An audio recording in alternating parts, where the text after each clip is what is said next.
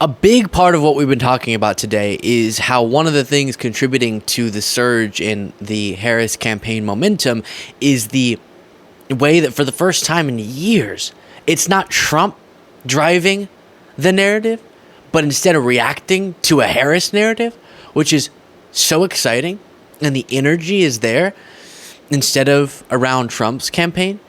And so as the Democratic National Convention is going on, Trump is going to be doing some campaigning, trying to get some of the media attention. And already we're seeing signs that this may not be effective. He delivered a speech in York, Pennsylvania today.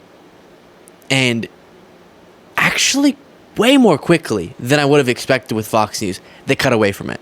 Because even though Trump has previously said something to the effect of it's election interference for these networks not to carry his full speech, not letting the American people hear his thoughts, the Fox News sort of priority here is to help Trump. And if they feel like broadcasting his speech is just making people see how low energy and how unhinged he is, then probably it's not the best thing, even if they're working in the interest of him, to broadcast the entire thing. So here's them cutting away. Then I'll show you the speech that came before this.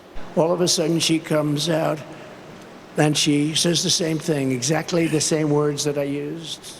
Former President Trump in York, Pennsylvania, keeping an eye on that speech on the... So in times gone by, Trump would be able to hold the attention of the media. It was a big thing we talked about. Stop giving him a free platform to espouse lies. Even mainstream quote-unquote liberal outlets would do this. But it was engaging enough to where there was an incentive there for Fox News and even the CNNs, etc., to broadcast Trump's full event. But here, so boring and also so counterproductive in his messaging that even Fox News cuts away relatively quickly. And then to look at some of what he said, he is still upset that he got called weird. See it a little bit by this whack job. You know, he said, we're weird. That JD and I are weird. I think we're extremely normal people, like you, exactly like. He's weird. Did you ever see him go on the stage and go like crazy? It's like between his movement and her laugh, there's a lot of craziness. I'd say a step further than weird. Weird is a nice word by comparison. So he's talking about how high energy and pumped, and he'll sort of put his arms up in the air and grab onto his heart out of joy when he's on stage, referring to Tim Walz. Okay, attack him for that.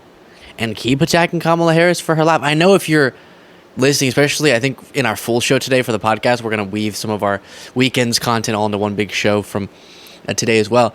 And you're probably just feeling like, oh my gosh, so repetitive in some of the things we have to respond to. But that's because that's the point here. Trump, it's like there's some mental tick or something where every time Kamala Harris comes up or he's trying to deliver a speech, and his campaign reportedly is really trying to set up events where you're talking about the economy here, you're talking about this, there, but he goes off script and he has to do these personal attacks, and instantly that's the story from the speech.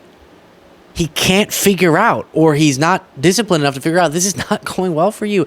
Going after Tim Walz for how high energy and pumped and happy he is at events while you're giving the vibes that you are, it's not going to work, but all right, keep going. And as an example of that, here's just the boringness, which used to not be something Trump would be accused of, that he's exuding. The country is really in big trouble. We're a nation in decline. We're going down the drain. The drain is the swamp that you've heard so much about. They get rich, and in Washington, some of these politicians, what they're doing to our country is disgraceful. We're a nation in decline. Everything's terrible. It sucks, really. Y'all are terrible, by the way. You should know that. Everything's terrible. We're going down the drain. The universe is flushing us down the toilet. I don't even know why I'm campaigning. This is so dumb. I don't even like this country. Is the vibes he's giving. And before giving another example of the low energy, just remember, this is what he's going up against. And so, with Tim Walz by my side, and with all of you at our side, Let us fight for the promise of our future. And with that, I ask Pennsylvania, are you ready to make your voices heard? Do we believe in freedom? Do we believe in opportunity? Do we believe in the promise of America? And are we ready to fight for it? And then this clip cuts off, but that's always the part where she goes, and when we fight, and then the whole crowd says we win. And I show that not because that's the most policy substantive part of the speech, but because it represents an enthusiastic movement around an energized candidate. Whereas on the MAGA side, it seems even a lot of the MAGA folks are tired. People are calling it Trump fatigue, just sort of, okay, we're a nation in decline, everything's terrible. They're coming from jails, they're coming from insane asylums. Hannibal Lecter, he wants you for dinner. I got it. We got the whole thing. Here's Trump also just really bummed out. Aaron Rupar, friend of the show, said Trump is in Pennsylvania reading very strongly this afternoon. With your vote, we will unleash explosive economic growth and vast new prosperity for all of our citizens. We will put more money into your pockets and create millions and millions of new jobs. We're going to do it like nobody else has ever been able to do it. We're going to do it like nobody else has ever been able to do it. And again, this was an issue with a lot of Biden remarks. It didn't energize people. He would be saying good things, but it wouldn't pump people up. And that's what MAGA attacked him for. Sleepy Joe, Sleepy Joe, Sleepy Joe, Sleepy Joe, Sleepy Joe, Sleepy Joe. And now their candidate's the sleepy one. And now their candidate's the oldest nominee in presidential history. But the only things he seems to get energized for now, he can't just... I know he likes going off script because he thinks it's more entertaining. You know you can deliver a script in a more entertaining way because his campaign wants him to stay on script so badly. But then he goes, this is more... I don't care. Okay, I guess it's saying we're going to create jobs or something. But I want to talk about... They're calling us weird. then he gets a little bit more energized. But then that's the part people listen to. And that's the bad part for him. Oh, gosh. I kind of love it, I guess. That's good for our interest. Father is a Marxist professor, and I believe he taught her well. You know, he's a Marxist professor. Can you imagine? Does anyone know that? I wonder if they knew that when they did an overthrow or a coup on Joe Biden. I wonder if they knew where she comes from, where she came from, what her ideology is, but... Yeah, and it seems as the American people get to know her ideology more and more, they like her more than you. Maybe that's because your economic policies are things like this. Rest of their lives. As I've said many, many times before, as tariffs on foreign countries go up, taxes on American workers and families come down. According to one recent study, a small 10% tariff on foreign-made products will allow massive tax cuts for working families, create more than 3 million American jobs, raise household incomes by 6%. Think of that. Yeah, I think that was a study from EricTrumpDoesStudies.com or something, because all serious economists have warned of the disaster that would come of Trump's economic proposals, and have talked about how this 10%, he called it a small 10% tariff. Putting a 10% tariff across the board on all foreign imports would spike prices very significantly. And so if he's running on, I'm gonna address inflation, that's not the way to do it. I can tell you.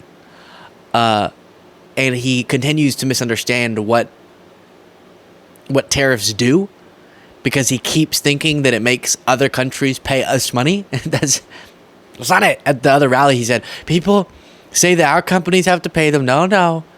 We're going to get billions of dollars from China. That's just, I'm sorry. You're not understanding how they work. It's sad. It's scary. I have come down with an illness. I think I got it at the Trump rally over the weekend. If you want to support the show that comes out in sickness and in health, you can do so by clicking that subscribe button. I think that might help me get better as well. Back to the video. Then you have this. Rebuild our industrial base and bring back those beautiful words, made in the USA. And we were doing that 4 years ago and starting to do really well. And then we had to stop for an unknown reason. Yeah, in terms of making things in the USA, we've seen a manufacturing boom under Biden-Harris. And again, even the part that's a big line, made in the USA, he just doesn't seem that bought into what he's saying. Unless it's things that are going to get him into big trouble, then he's excited by it. But him breaking down, quote-unquote, economic policy, it's not compelling. And thus, even Fox News doesn't find it interesting enough to broadcast. Everyone was better off when you had a gentleman named President This was 6 minutes into the clip, so they were broadcasting here. Donald J. Trump at the helm. Does anybody know him? Whoever he may be. Yeah, okay. You get the point. I could keep playing. I guess here's another example of just sort of Kamala is also on a regulatory G. What was that noise? Regulatory. Kamala is also on a regulatory jihad. What? To shut. Oh my gosh. So, you get it. This is not the type of counter-programming that will take away from the excitement of the Democratic National Convention. And I do want to show you, because this just popped up on Patriot Takes. They posted the lady standing behind Trump during the by speech. this whack job. You know, he said, we're weird. The JD and I are weird. She checked her watch. It's too priceless. It's too good. When is this thing going to be over? Is he ranting about the weird stuff? Can I leave? Will they notice in the frame if I leave? Yikes. But like I said, there's not going to be the counter programming that will take away the media, the positive news cycle about the Democratic Party, and bring it over to Trump. Let me know what you thought of that in the comments. If you want to get extra content daily and support the work that we do, you can do so by clicking the join button below.